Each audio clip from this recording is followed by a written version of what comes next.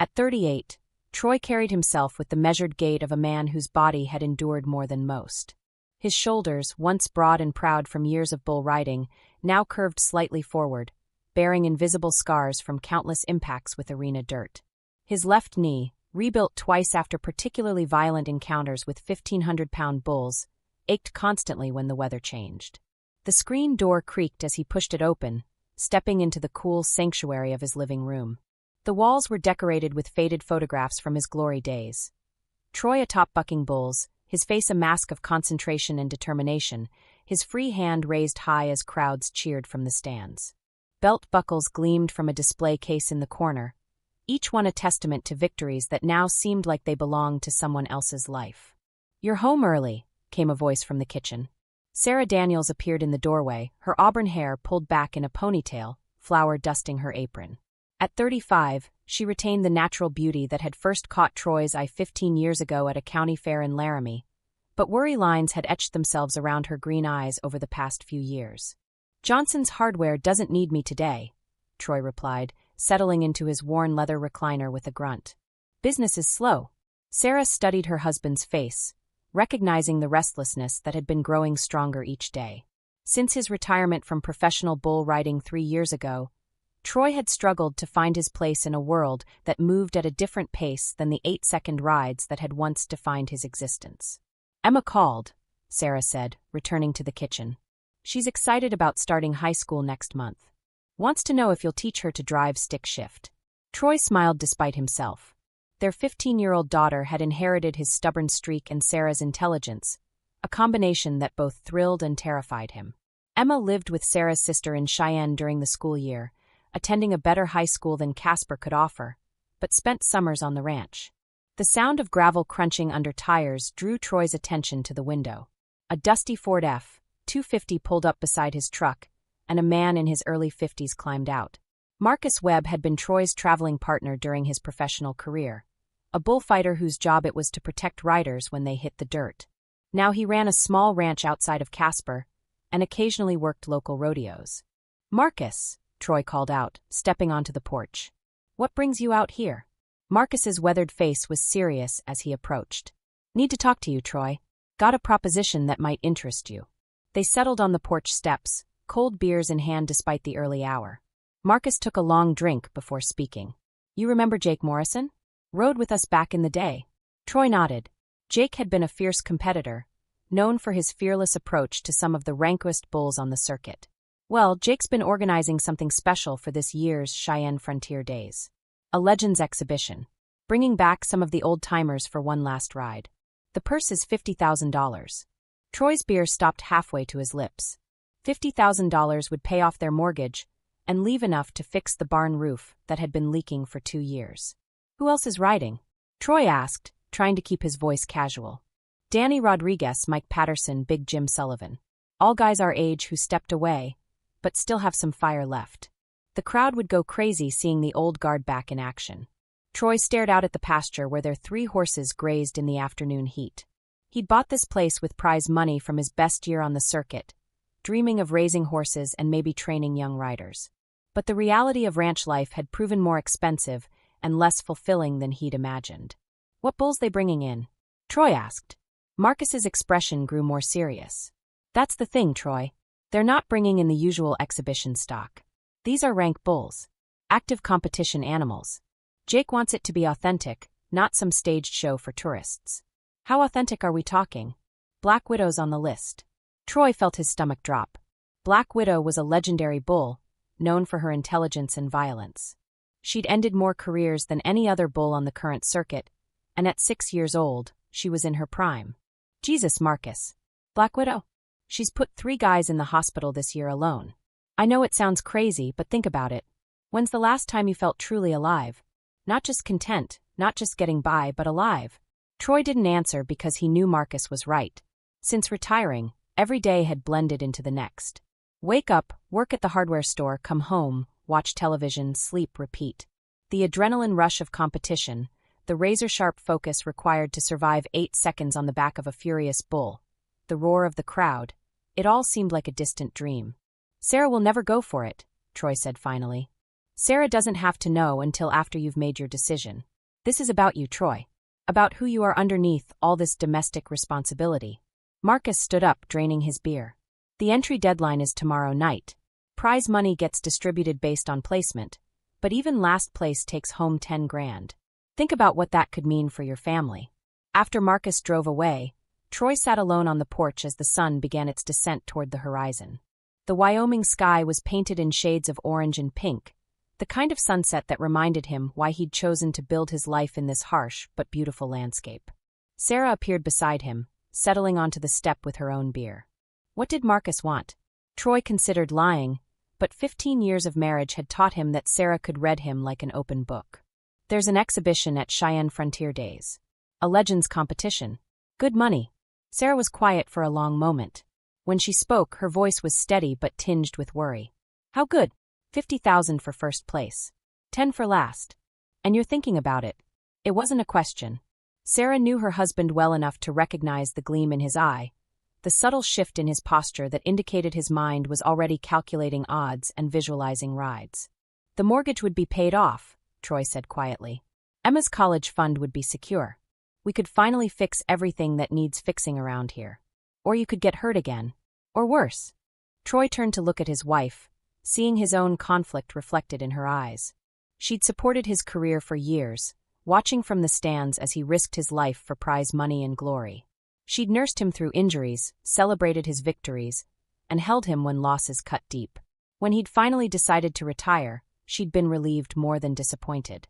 I'm not the same man I was 3 years ago, Troy said. I'm older, slower. Maybe not as sharp as I used to be. But you're still you, Sarah replied. And I know that look. You've already made up your mind, haven't you? Troy didn't answer immediately. Instead, he reached for Sarah's hand, feeling the calluses on her palms from years of ranch work and the simple gold band that had adorned her finger since their wedding day. I keep thinking about Emma's future, he said finally. About what kind of life we can give her. The hardware store job barely covers our basic expenses. This ranch was supposed to be our dream, but it's turning into a burden we can't afford. Money isn't everything, Troy. It is when you don't have enough of it. That night, Troy lay awake staring at the ceiling fan as it rotated slowly overhead. Sarah's breathing had settled into the deep rhythm of sleep, but his mind raced through scenarios and possibilities.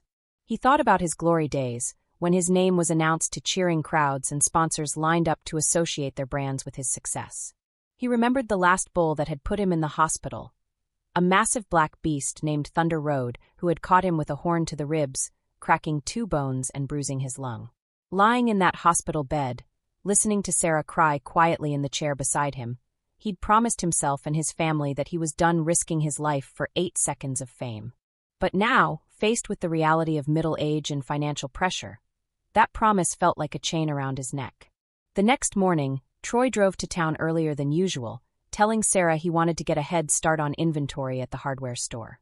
Instead, he found himself parked outside the Frontier Cafe, staring at his phone. Marcus had sent him Jake Morrison's contact information the night before, along with a message. Deadline is 6 p.m. today. Don't let this opportunity pass you by. The cafe was nearly empty at 7 in the morning, occupied only by a few ranchers grabbing coffee before heading out to check cattle. Troy ordered black coffee and a piece of apple pie, settling into a booth by the window where he could watch the town come to life. Casper was the kind of place where everyone knew everyone else's business, where high school football games drew bigger crowds than the local theater, where a man's reputation was built on handshakes and kept promises. Troy had been a hometown hero once, the local boy who'd made it big on the professional rodeo circuit. Now he was just another middle-aged man struggling to make ends meet. His phone buzzed with a text from Emma. Dad, can't wait to see you next weekend. Mom says you might have some exciting news. Troy stared at the message, feeling the weight of his daughter's expectations. Emma had been only 12 when he retired, old enough to understand that her father was a champion but young enough to believe he was invincible. She'd never seen him fail, never watched him get carried out of an arena on a stretcher. At noon, Troy found himself in the hardware store's back office, ostensibly checking inventory but actually researching Black Widow on his phone. The bull's statistics were intimidating. 6 years old, 1,847 pounds, with a career bucking average that put her in the top 5 ranked bulls in professional rodeo. Videos of her recent rides showed a smart, athletic animal who seemed to understand exactly how to unseat riders with maximum violence. His boss, Bill Johnson, poked his head into the office. "Everything all right, Troy? You've been distracted all morning." "Just tired," Troy replied, quickly closing the browser. "Sarah had me up late discussing some financial planning." Bill, a man in his 60s who'd owned the hardware store for 30 years, studied Troy with knowing eyes. "You know, when I was your age, I had opportunities to expand this business. Could have opened a second location in Gillette, maybe made some real money. But I was scared. Scared of failing, scared of risking what I already had." "Did you ever regret not taking those chances?" "Every damn day," Bill said quietly. "Not saying you should be reckless, but sometimes a man has to bet on himself. Otherwise, he's just waiting to die." At 5:30 that evening, Troy sat in his truck outside his house, phone in hand. Sarah's car was in the driveway, and he could see her moving around in the kitchen, probably preparing dinner. Through the window, the house looked warm and inviting, a sanctuary from the harsh realities of the world. But sanctuary could also be a prison. Troy scrolled to Jake Morrison's number and hit call before he could change his mind. "Jake, it's Troy Daniels." "Yeah, I'm in." The drive from Casper to Cheyenne usually took 2 hours, but Troy had been on the road for nearly 3, stopping twice at gas stations not because he needed fuel, but because his nerves demanded the ritual of movement and distraction. The Wyoming landscape rolled past his windshield in waves of brown and gold, interrupted by the occasional oil derrick or cluster of cattle seeking shade beneath scattered cottonwood trees. In the passenger seat, his gear bag sat like a silent witness to his decision. Inside were his worn leather chaps, the custom-made spurs that had carried him through countless rides, and the helmet he'd reluctantly started wearing in his final years of competition. The bag smelled of leather oil and arena dirt, scents that transported him back to a time when 8 seconds felt like both an eternity and an instant. Sarah had barely spoken to him for the past week, ever since he'd told her about his decision to compete in the Legends exhibition.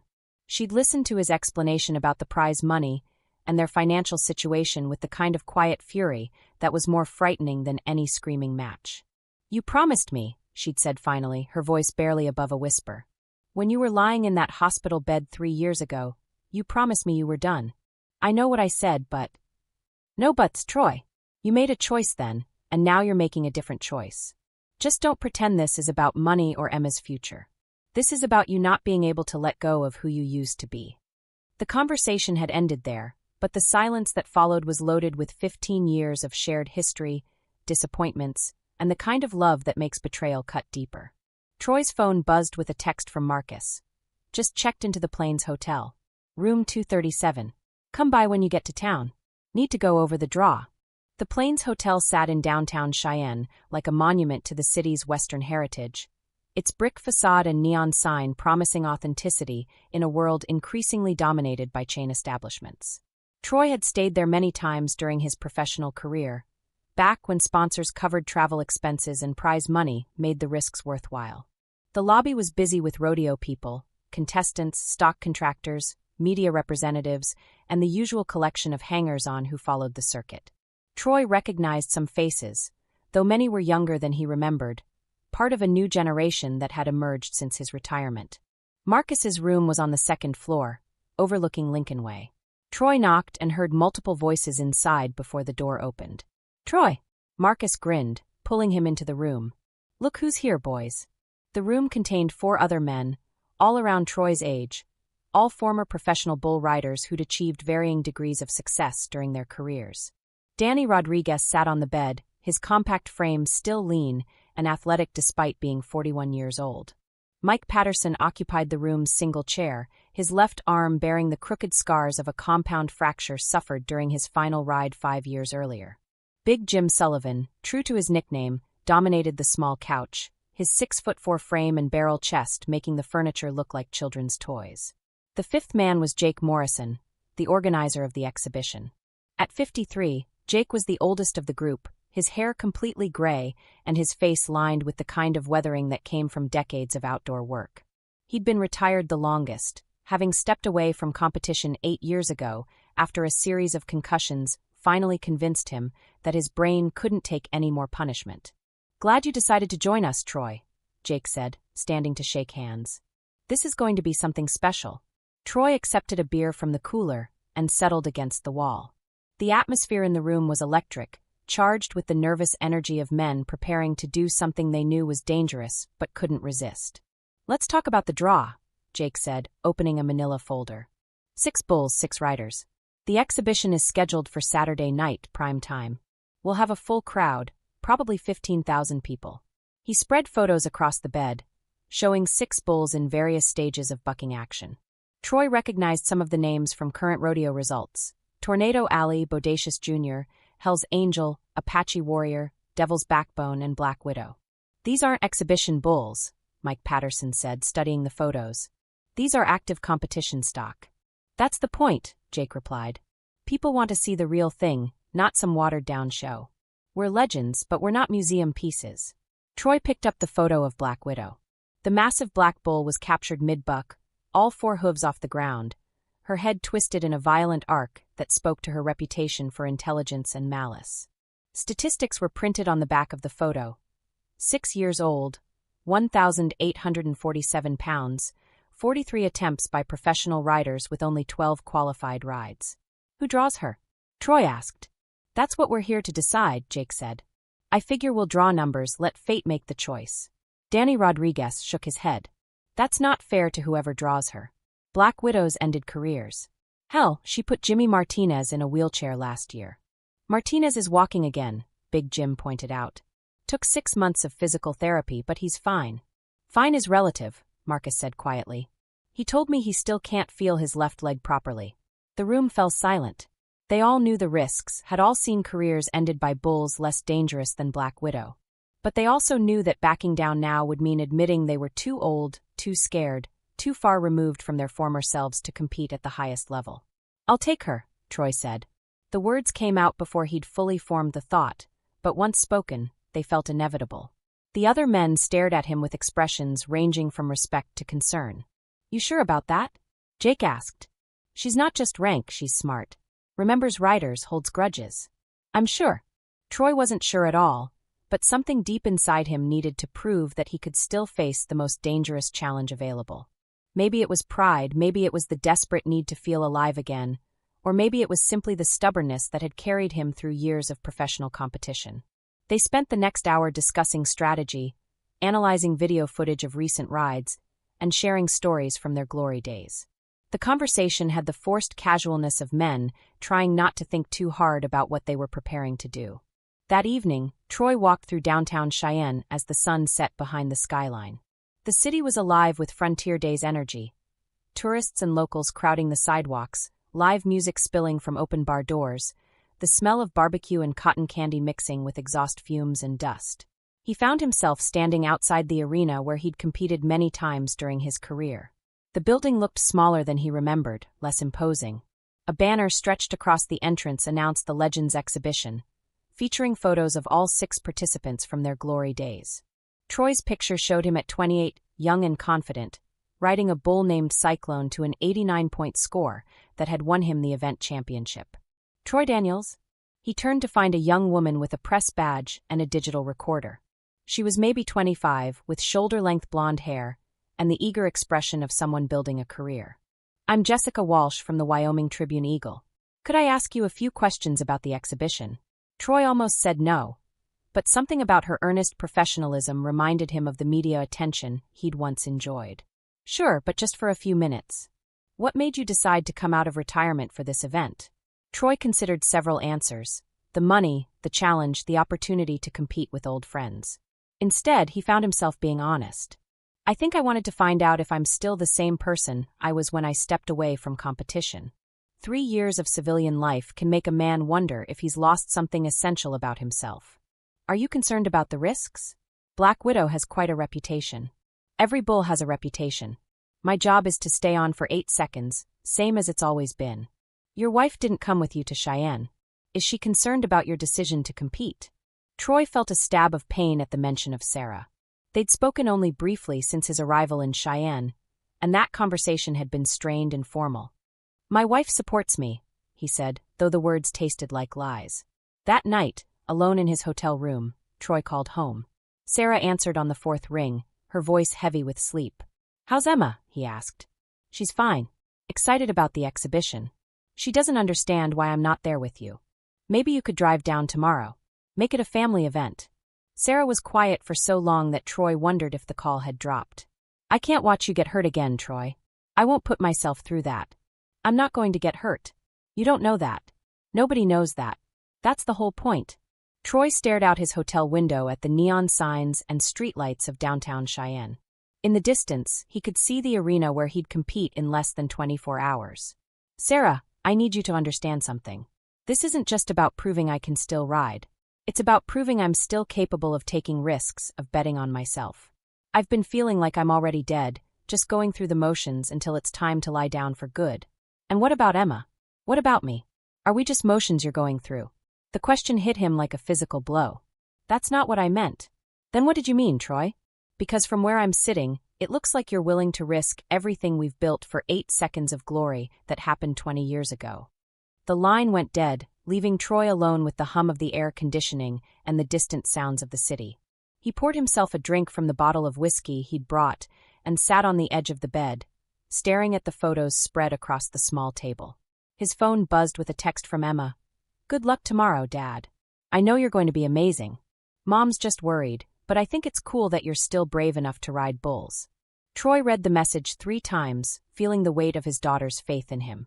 Emma saw his decision as bravery, while Sarah saw it as selfishness. Maybe they were both right.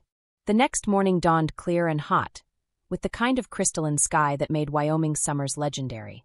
Troy woke before his alarm, his body already flooded with the familiar cocktail of adrenaline and anxiety that preceded every competition. He joined the other riders for breakfast at a diner near the arena, where they sat around a large table and tried to make normal conversation while each man privately prepared for what might be his final ride.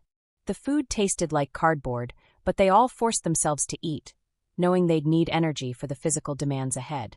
Anyone else feeling like we're too old for this shit? Danny Rodriguez asked, attempting humor but not quite achieving it. Speak for yourself, Big Jim replied. I feel like I'm 25 again. Your joints sound like Rice Krispies when you stand up, Marcus pointed out. They laughed, but the sound was hollow. Each man was conducting his own internal inventory, testing reflexes, assessing flexibility, measuring the gap between who they had been and who they were now. After breakfast, they walked to the arena for a final look at the bulls. The stock was being held in pens behind the building, massive animals that paced restlessly in the July heat. Black Widow stood apart from the others, her dark coat gleaming in the morning sun. She was smaller than some of the other bulls, but carried herself with an intelligence and awareness that was almost human. She's beautiful, Troy said, watching the bull through the fence rails. Beautiful and deadly, Jake replied. Last rider who tried her lasted 2.3 seconds. She threw him so high he cleared the fence and landed in the first row of seats. Troy studied Black Widow's movements, looking for patterns or tells that might give him an advantage. But the bull seemed to sense his scrutiny, turning to stare directly at him with dark eyes that held no fear, only calculation. The afternoon passed in a blur of preparation and nervous energy. Troy checked and rechecked his equipment, called Emma to wish her luck in her summer league softball game, and tried unsuccessfully to reach Sarah. By evening, when it was time to head to the arena, his hands were shaking with anticipation. The locker room beneath the arena was exactly as he remembered, concrete walls, metal lockers, and the smell of liniment and fear. Troy dressed methodically, pulling on his protective vest, adjusting his chaps, and making sure his spurs were properly secured. Each piece of equipment was like armor, protecting him from the violence he was about to face. Above them, they could hear the crowd gathering, the steady rumble of 15,000 voices creating an energy that penetrated the building's foundation. Troy had missed that sound more than he'd realized. The collective anticipation of people gathered to witness something extraordinary and dangerous. Gentlemen, Jake announced, it's time. They climbed the stairs to arena level, emerging into a cathedral of lights and noise. The crowd was already on its feet, cheering as the 6 legends were introduced.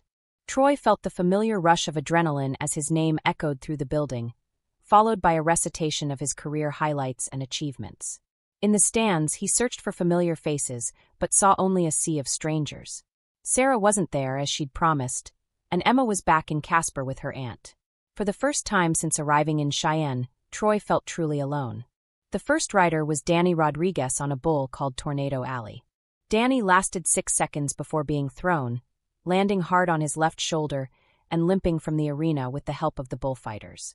Mike Patterson followed on Hell's Angel, managing a qualified ride of 78 points to thunderous applause.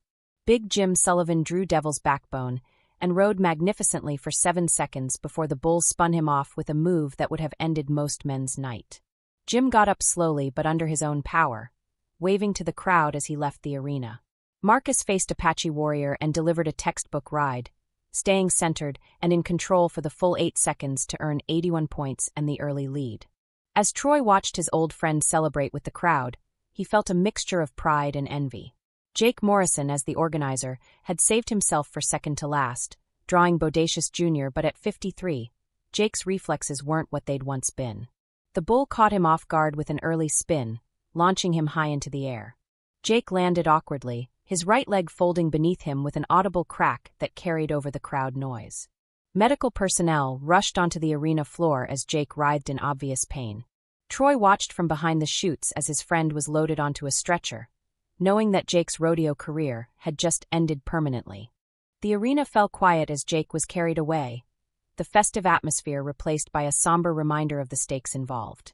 Troy looked up at the crowd, then back at the chute where Black Widow waited, and wondered if he was about to make the biggest mistake of his life. The arena fell into an expectant hush as Troy Daniels climbed the rails of chute number 4. Black Widow stood motionless in the narrow confines, her massive frame filling the space like a coiled spring. At 1,847 pounds of muscle and malice, she represented everything dangerous and magnificent about professional bull riding. Troy could feel the animal's heat radiating upward, smell the earthy scent of her hide mixed with the dust and tension that permeated the chute area. "Take your time," whispered Pete Hawkins, the chute boss who'd worked Frontier Days for over 20 years. Pete had seen hundreds of riders face thousands of bulls, but something about this moment felt different. The crowd of 15,000 had grown restless during the medical delay for Jake Morrison, but now they sensed they were about to witness something significant. Troy lowered himself slowly onto Black Widow's back, feeling the familiar ritual that had defined his professional life for over a decade. The bull's spine was sharp beneath the rigging, her breathing deep and measured. She stood perfectly still, but Troy could sense the coiled energy waiting to explode the moment the gate opened. Marcus Webb positioned himself as the primary bullfighter, despite not having worked in that capacity for years. "I got you covered, brother," he called up to Troy. "Just like old times." Troy nodded, working his gloved hand into the rigging with practiced movements that his body remembered despite 3 years away from competition. The rope felt foreign yet familiar, like greeting an old friend after a long absence. He wrapped it around his palm, creating the connection between rider and bull that would either carry him to victory or drag him into disaster. In the stands, the crowd was on its feet. Word had spread throughout the arena that Troy Daniels, the legendary bull rider from Casper, was facing Black Widow in what everyone understood might be his final ride. Camera phones emerged like fireflies, capturing a moment that would be replayed countless times in the hours and days to come. "You ready?" Pete asked, his hand on the gate latch. Troy took a deep breath, feeling his heart hammering against his ribs. For a moment he thought about Sarah, probably at home in Casper, refusing to watch something that might destroy the life they'd built together. He thought about Emma, his daughter who believed her father was invincible, who would learn otherwise if this ride went wrong. Then he thought about the mortgage payments, the leak in the barn roof, the college fund that existed more in dreams than in reality. He thought about 3 years of feeling like a spectator in his own life, watching younger men take the risks that had once defined his existence. "Ready," he said. The gate swung open and Black Widow exploded from the chute, like a force of nature unleashed.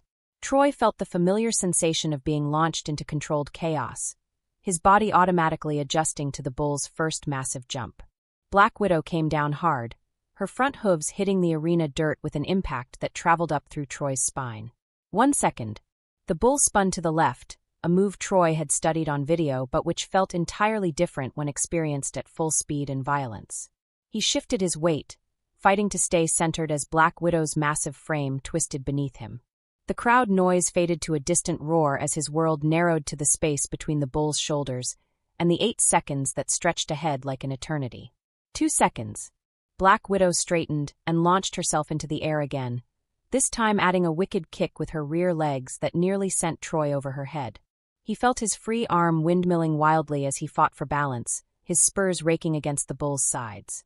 The protective vest that covered his torso felt inadequate against the violence of the ride. 3 seconds.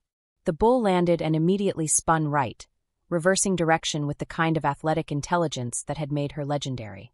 Troy's body whipped like a flag in a hurricane, but his legs stayed locked around the bull's flanks, and his riding hand maintained its death grip on the rigging. Sweat stung his eyes, but he didn't dare blink. For seconds, Black Widow paused for a heartbeat, and Troy felt a moment of hope. Some bulls began to tire after their initial explosion of energy, settling into a rhythm that experienced riders could manage. But Black Widow was different. The pause was a setup, a moment of false security before her next assault. 5 seconds. The bull launched herself into the most violent buck Troy had ever experienced. Black Widow twisted her massive frame like a corkscrew, her head dropping between her front legs while her rear end kicked skyward. Troy felt his body separating from the bull, his legs losing their grip, his hand starting to slip in the rigging. 6 seconds. Troy was now riding on instinct and desperation, his body flung around Black Widow's back like a rag doll. The bull's next jump sent him sliding to the left side, dangerously close to her flailing hooves. Marcus Webb moved closer, ready to intervene if Troy came off, but there was nothing anyone could do now except watch the drama play out. 7 seconds. Black Widow straightened and launched herself into what riders called the rocket, a straight-up jump that could send a man 15 feet into the air. Troy felt himself leaving the bull's back, felt the rigging slip from his gloved hand, felt gravity take hold of his body with malicious intent.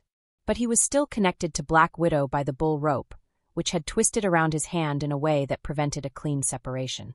Instead of being thrown clear, Troy found himself dragged alongside the bull as she continued her violent dance. His body slammed against Black Widow's massive frame, then bounced off to be dragged through the arena dirt. 8 seconds. The buzzer sounded, signaling a qualified ride, but Troy couldn't hear it over the roar of blood in his ears. He was trapped beneath Black Widow now, his hand still tangled in the rigging, his body being trampled by hooves that could crush bone like eggshells. Marcus Webb rushed in, trying to free Troy from the bull rope, but Black Widow spun away, taking Troy with her. The crowd's cheers had turned to screams of horror as they watched a legend being destroyed before their eyes. Black Widow seemed to understand that she had her tormentor helpless, and she began to focus her attacks with surgical precision. Her massive hooves found Troy's ribs, his back, his helmet-protected head. Marcus finally managed to cut the bull rope with his knife, freeing Troy from Black Widow's immediate vicinity. But the damage was done. Troy lay motionless in the arena dirt, his body twisted at angles that suggested serious injury. Blood seeped from beneath his helmet, creating a dark stain in the dust. Black Widow stood over her fallen opponent for a moment, as if surveying her work, before trotting toward the exit gate with the kind of satisfied swagger that bulls display after successful encounters with human opponents.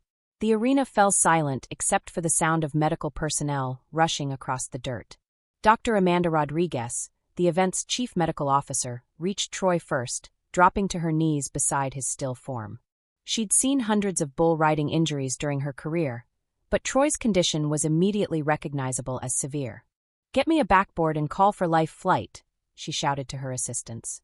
Troy's helmet was cracked in 2 places, and his breathing was shallow and irregular. Blood trickled from his nose and mouth, indicating probable internal injuries. His left leg was bent at an unnatural angle, clearly broken, but Dr. Rodriguez was more concerned about his head and torso. "Can you hear me, Troy?" she asked, checking his pupils with a small flashlight. There was no response. His eyes were open but unfocused, staring at something beyond the arena lights. Marcus Webb stood nearby, his face pale with shock. He'd protected hundreds of riders during his career as a bullfighter, but he'd never felt as helpless as he did watching Troy being loaded onto the backboard. The crowd remained standing in stunned silence as the medical team worked to stabilize their hometown hero. "Is he going to be okay?" Marcus asked Dr. Rodriguez. She didn't answer immediately, focused on inserting in 4-line and checking Troy's vital signs. When she finally looked up, her expression was grim. "He's suffered significant trauma to his head and torso. We need to get him to Cheyenne Regional immediately." The helicopter landed in the arena's parking lot 8 minutes later, its rotor wash creating dust devils that swirled through the artificial light. Troy was loaded aboard, still unconscious, still connected to machines that monitored his failing body. Dr. Rodriguez climbed in beside him, knowing that the next hour would determine whether Troy Daniels would survive his final ride. As the helicopter lifted off, carrying Troy toward an uncertain future, the arena remained frozen in the aftermath of violence. Black Widow had been returned to her pen, where she stood calmly eating hay as if nothing significant had happened. The other riders, those who could still walk, gathered in stunned silence, each man confronting the reality that they had just witnessed their own possible fate. Marcus pulled out his phone and dialed Sarah's number, knowing it was a call he'd hoped never to make. She answered on the first ring, as if she'd been waiting by the phone. "How did it go?" she asked, though something in Marcus's silence immediately told her everything she needed to know. "Sarah, you need to get to Cheyenne Regional Hospital. Now!" The phone clattered to the floor as Sarah Daniels fell to her knees in her kitchen in Casper, finally understanding the true cost of her husband's need to prove he was still the man he used to be. Outside, the Wyoming night was peaceful and star-filled, indifferent to the tragedy that had just unfolded in an arena 2 hours south. In the helicopter, Dr. Rodriguez fought to keep Troy stable as they raced through the darkness. His blood pressure was dropping, his breathing becoming more labored, his brain swelling from the repeated impacts with Black Widow's hooves. She'd seen injuries like this before, and she knew that even if Troy survived, he would never be the same man who had climbed onto that bull's back. The helicopter's lights cut through the night like a beacon, carrying a broken cowboy toward a hospital where machines would do what his body could no longer manage on its own. Behind them, the arena lights were being turned off one by one, as if the venue itself was closing its eyes against what it had witnessed. 8 seconds had lasted a lifetime, and a lifetime had been destroyed in 8 seconds. The fluorescent lights in the intensive care unit at Cheyenne Regional Medical Center never dimmed, creating an artificial day that stretched endlessly through the hours following Troy Daniels' catastrophic encounter with Black Widow. Room 314 had become a sanctuary of beeping machines, hushed conversations, and the measured rhythm of a ventilator that breathed for a man who could no longer manage the simple act of drawing air into his lungs. Sarah Daniels sat in the uncomfortable chair beside Troy's bed, her hand resting lightly on his forearm. She'd driven the 2 hours from Casper in a blur of tears and terror, arriving at the hospital to find her husband already connected to more machines than she'd known existed.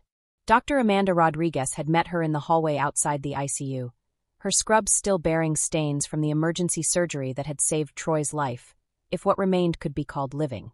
"The head trauma is severe," Dr. Rodriguez had explained with the careful precision that medical professionals use when delivering life-altering news.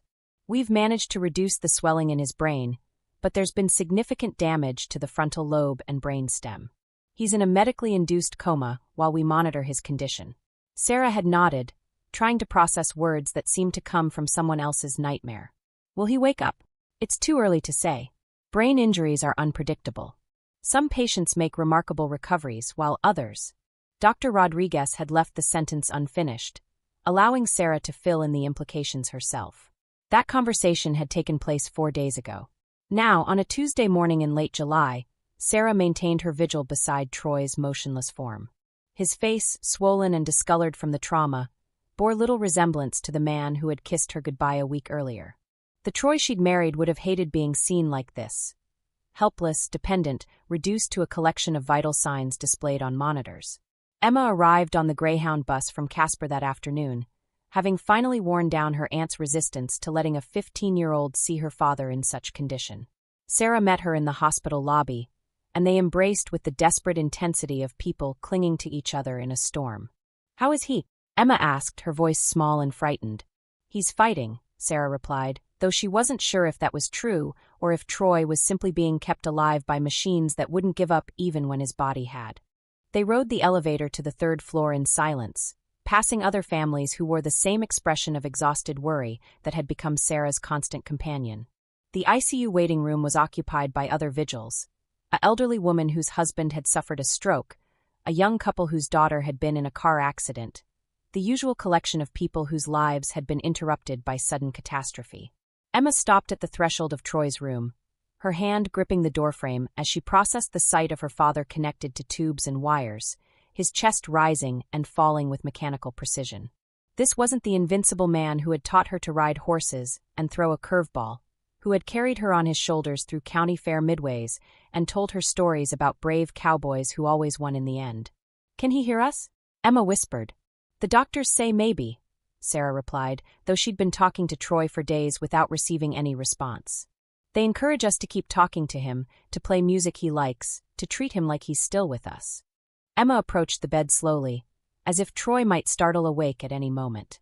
She took his hand, noting how different it felt. Cooler, less substantial, as if some essential part of him had already departed. "Hi, Dad," she said softly. "I'm sorry I wasn't here sooner. Aunt Linda didn't want me to see you like this, but I told her you'd want me here." The machines continued their electronic chorus, but Troy showed no sign of awareness. Emma sat on the edge of the chair, still holding her father's hand, and began to tell him about her summer league softball season, about the college prep courses she was planning to take, about all the normal teenage concerns that seemed insignificant in the sterile environment of the ICU. Marcus Webb arrived that evening, carrying a bouquet of wildflowers he'd picked from the roadside between Casper and Cheyenne. He'd visited every day since the accident, bringing updates from the rodeo community, and struggling with his own guilt over encouraging Troy's return to competition. "Any change?" he asked Sarah, though Troy's condition was obvious from the doorway. "No. The swelling in his brain has stabilized, but there's no sign of consciousness. They're talking about reducing the sedation in a few days to see if he responds." Marcus nodded, settling into the second chair that the hospital staff had provided for the growing number of visitors. Troy's accident had made national news, and the room had been filled with flowers, cards, and well wishes from people across the country who remembered his glory days. "Jake Morrison called from Denver," Marcus said. "His leg's going to be fine, just a clean break. He wanted me to tell you how sorry he is about organizing the exhibition." Sarah's expression hardened.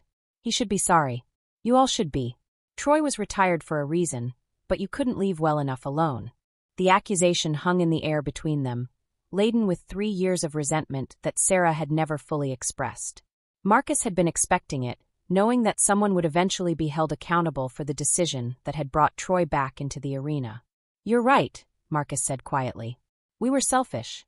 We missed the old days, missed feeling important, missed the rush of competition. And we convinced ourselves that Troy needed it too."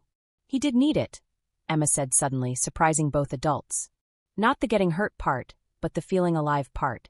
He'd been miserable for months, going through the motions at work, talking about money problems, acting like his life was already over. Sarah stared at her daughter, shocked by the mature assessment of Troy's mental state. "You knew he was unhappy?" "Mom, I'm not a little kid anymore. I could see that Dad felt trapped, like he was just waiting to die. Maybe this wasn't the right way to fix it, but at least he was trying to feel like himself again."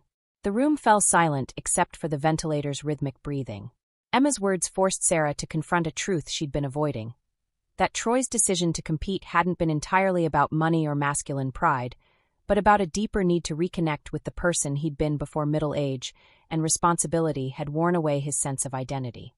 Dr. Rodriguez appeared in the doorway, tablet in hand, wearing the expression that Sarah had learned to interpret as cautiously optimistic news. "We're going to begin reducing the sedation tomorrow morning," she announced. "Troy's brain swelling has decreased significantly, and his other injuries are healing well. The next few days will tell us a lot about his neurological function." "What should we expect?" Sarah asked. "Honestly, we don't know. He might wake up fully functional, he might have significant impairments, or he might not wake up at all. Brain injuries don't follow predictable patterns." That night, Sarah sent Emma back to their hotel room while she maintained her vigil alone. The ICU was quieter after visiting hours, staffed by night nurses who moved through their routines with practiced efficiency. Sarah had grown familiar with the rhythm of the ward, the periodic checks, the soft conversations at the nurse's station, the occasional crisis that brought teams of medical personnel rushing to someone else's room. She'd brought a book, but couldn't concentrate on reading. Instead, she found herself studying Troy's face, looking for signs of the man she'd married. The swelling had decreased, revealing features she recognized beneath the bruising and medical tape. His hair, always thick and unruly, had been partially shaved for the surgery that had saved his life. "I'm angry at you," she whispered, not caring if he could hear her or not. "I'm angry that you broke your promise, angry that you left me to deal with this alone, angry that you cared more about 8 seconds of glory than about the life we built together." She paused, listening to the ventilator's mechanical breathing. "But I'm also scared of losing you. Emma needs her father, even if he's not the same man who used to ride bulls. And I need my husband, even if he never walks again, even if he never remembers who we are. So you need to fight, Troy. You need to find your way back to us. The next morning brought a flurry of activity as the medical team began the process of reducing Troy's sedation. Sarah and Emma stood outside the room, watching through the window as doctors and nurses monitored Troy's vital signs, looking for any indication that consciousness was returning. Dr. Rodriguez emerged after an hour, her expression carefully neutral. His brain activity is showing some promising patterns, she reported. But it's still too early to know what that means in terms of function. We'll continue reducing the medication over the next 24 hours. The hours that followed were the longest of Sarah's life. She and Emma took turns sitting beside Troy's bed, talking to him, playing music on Emma's phone, reading passages from books they thought he might enjoy. Marcus brought other visitors, former competitors, local friends, even Bill Johnson from the hardware store. On Thursday afternoon, as Sarah was reading aloud from a Louis L'Amour novel that had always been one of Troy's favorites, she noticed a change in his breathing pattern. The ventilator was still assisting, but Troy seemed to be making his own efforts to breathe. "Emma," she called softly. "Get the nurse." Emma rushed from the room, returning with Nancy Patterson, the day shift nurse who had become their primary advocate during the long vigil. Nancy checked Troy's monitors, noted the changes in his vital signs, and called for Dr. Rodriguez. Over the next hour, medical personnel filtered in and out of the room, conducting tests and evaluations. Troy's eyes remained closed, but his breathing became more independent, and his body showed other signs of emerging consciousness. "Troy," Dr. Rodriguez said, leaning close to his ear. "Can you hear me? If you can hear me, try to squeeze my hand." Sarah held her breath, watching Troy's right hand where Dr. Rodriguez had placed her fingers. For long seconds, nothing happened. Then, barely perceptible, Troy's fingers tightened slightly around the doctor's hand. "Good," Dr. Rodriguez said. "Very good. Troy, I'm going to remove the breathing tube now.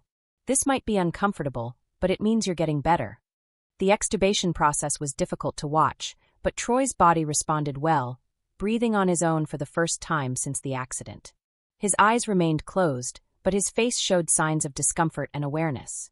"Troy," Sarah said, taking his hand. "It's Sarah. You're in the hospital, but you're going to be okay. Emma's here too." Troy's eyes fluttered open, unfocused and confused, but open. He looked around the room without recognition, his gaze settling on Sarah's face with no apparent familiarity. "Do you know who I am?" Sarah asked, though she was afraid of the answer. Troy's mouth moved, but no sound emerged. He closed his eyes, seeming to drift back toward unconsciousness, but his breathing remained steady and independent. Dr. Rodriguez pulled Sarah aside. "This is actually very encouraging. He's responding to stimuli, breathing on his own, and showing signs of consciousness. The fact that he opened his eyes is significant. But he doesn't recognize me. Memory and recognition often return gradually after severe brain injuries. The important thing is that he's awake and responsive. We'll know more as the days progress." Over the following week, Troy's condition improved incrementally. He began staying awake for longer periods, following movement with his eyes, and responding to simple commands.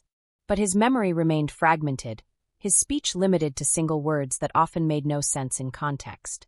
Physical therapy began immediately, with specialists working to assess the extent of his motor function impairments. Troy's left side was significantly weaker than his right, and his coordination was severely compromised. Simple tasks like holding a cup or sitting up required assistance and tremendous effort. "The good news is that he's making progress," explained Dr. Jennifer Walsh, the neurologist who had taken over Troy's case. "Brain injuries take time to heal, and patients often continue improving for months or even years after the initial trauma." "Will he ever be himself again?" Emma asked during one of their family conferences. "That's difficult to predict. He may recover most of his abilities, or he may plateau at his current level. What I can tell you is that Troy is a fighter, and his youth and physical fitness are advantages in the recovery process." Sarah found herself living in a strange limbo between hope and despair. The Troy who occasionally spoke her name or squeezed her hand was recognizably her husband, but he was also a stranger who needed help with the most basic functions. The medical bills were mounting despite insurance coverage, and the financial pressures that had originally motivated Troy's return to competition were now multiplied by the cost of his care. Marcus organized a benefit rodeo in Casper, with proceeds going to Troy's medical expenses. The event raised over $60,000, more than Troy would have won by successfully riding Black Widow. The irony wasn't lost on anyone involved. He would hate this, Sarah told Marcus as they watched local riders compete in Troy's honor. He was always too proud to accept charity. Maybe, Marcus replied. But he'd understand that this is what community means. People taking care of each other when things go wrong. 3 weeks after the accident, Troy spoke his first complete sentence. "Where are my boots?" It was directed at Emma, who was reading to him from a magazine, and it seemed to come from nowhere, as if he'd suddenly remembered something important. "Your boots are at home, Dad," Emma replied, trying not to cry at hearing her father string words together coherently. "Need my boots," Troy insisted, becoming agitated. "Can't ride without boots." It was heartbreaking and encouraging simultaneously. His memory was returning, but it was stuck in the past, when riding bulls was still possible, when his body could do what his mind demanded. Dr. Walsh adjusted his medications and increased his therapy schedule. Slowly, over the following months, Troy began to understand what had happened to him, though he retained no memory of the actual ride or the weeks immediately following. His personality emerged in fragments, flashes of humor, moments of frustration, glimpses of the man Sarah had married. By autumn, Troy had been transferred to a rehabilitation facility in Denver that specialized in traumatic brain injuries. He could walk with assistance, speak in short sentences, and perform basic self-care tasks. But the Troy Daniels who had climbed onto Black Widow's back no longer existed. "I know I should be grateful that he survived," Sarah confided to Marcus during one of his visits to the facility. "But sometimes I look at him and wonder if this is really better than if he had died in that arena." Marcus had no answer for that. He'd watched Troy struggle through physical therapy sessions that would have been effortless before the accident, seen the frustration in his friend's eyes when his body wouldn't obey his mind's commands, witnessed the slow realization that his old life was gone forever. Troy would never ride bulls again, would never work at the hardware store, would never be the father and husband he'd been before 8 seconds changed everything. But he was alive, and according to the medical team, he might continue improving for years to come. The Daniels family learned to navigate their new reality. Troy in his wheelchair or walking with a cane, Emma helping her father with tasks that had once been automatic, Sarah working 2 jobs to cover the medical expenses that insurance didn't pay. The ranch in Casper was sold to help finance Troy's care, and they moved to a smaller house in Denver to be closer to his medical team. On the first anniversary of the accident, Sarah and Emma visited the Cheyenne Frontier Days Rodeo. They sat in the stands where Troy had once competed as a young man, watching new riders face new bulls in the eternal dance between human ambition and animal power. "Do you ever wonder what would have happened if he'd just stayed on for 8 seconds?" Emma asked as they watched a rider successfully complete his ride. Sarah had wondered about that countless times. If Troy had ridden Black Widow successfully, would he have felt satisfied and returned to normal life? Or would one successful ride have led to another comeback attempt, and another, until eventually the same outcome occurred? "I think he needed to try," Sarah said finally. "Your father couldn't live with the question of whether he still had what it took. Maybe this was always going to happen, one way or another." They watched the rodeo until the final rider had taken his turn, then drove back to Denver where Troy waited in the rehabilitation facility that had become his world. He was sitting in the common area when they arrived, working on a puzzle with the concentration that simple tasks now required. "How was the rodeo?" he asked, the words coming slowly but clearly. "Good," Emma replied. "Made me think of you when you were younger." Troy nodded, accepting this information without the emotional weight it once would have carried. Brain injuries had a way of simplifying life, stripping away the complex emotions and motivations that had driven him back into the arena. "I used to ride bulls," he said matter-of-factly, as if discussing someone else's career. "Yes," Sarah replied. "You were very good at it." "Don't remember much about that," Troy said, returning to his puzzle. "But I remember you. And Emma. That's what matters." As they sat together in the rehabilitation facility's common room, surrounded by other families dealing with their own tragedies and recoveries, Sarah realized that Troy was right. The man who had risked everything for 8 seconds of glory was gone, but the man who remembered loving his wife and daughter remained. It wasn't the life they'd planned, wasn't the retirement Troy had envisioned when he'd first stepped away from professional rodeo. But it was the life they had, shaped by 8 seconds of violence that had changed everything while somehow leaving the most important things intact. Outside, the Colorado sky was clear and endless, indifferent to human ambitions and tragedies alike.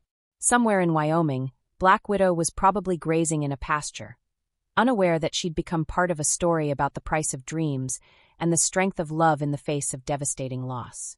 The last ride was over, but the story of what came after would continue for as long as people remembered that sometimes the greatest victory is simply learning to live with the consequences of our choices, and that love can survive even when everything else falls apart. 8 seconds can last forever, and forever can be contained in 8 seconds. In the arena of life, we all face our own black widows, the moments when we must choose between safety and the need to prove we're still who we think we are. Troy Daniels climbed onto that bull knowing the risks, driven by forces deeper than money or glory. What he found in those 8 seconds wasn't victory or defeat, but the ultimate test of what survives when everything else is stripped away. In the end, love endures not because it's strong enough to prevent tragedy, but because it's patient enough to rebuild from whatever remains.